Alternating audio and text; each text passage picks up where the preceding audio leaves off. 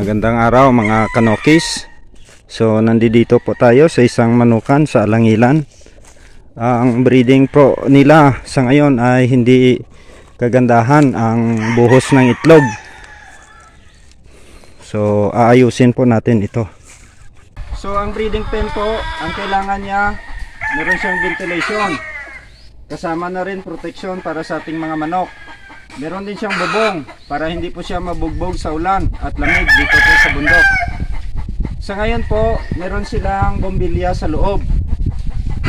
Ang pagpapailaw po, kailangan ma-attain po natin ang 14 to 16 hours na haba ng liwanag. So sa umaga po, mga alas 7 ng umaga, maliwanag dito. Darating po ng alas 4, kulimlim na. So kailangan magpailaw na hanggang alas 9 o alas 10 ng gabi.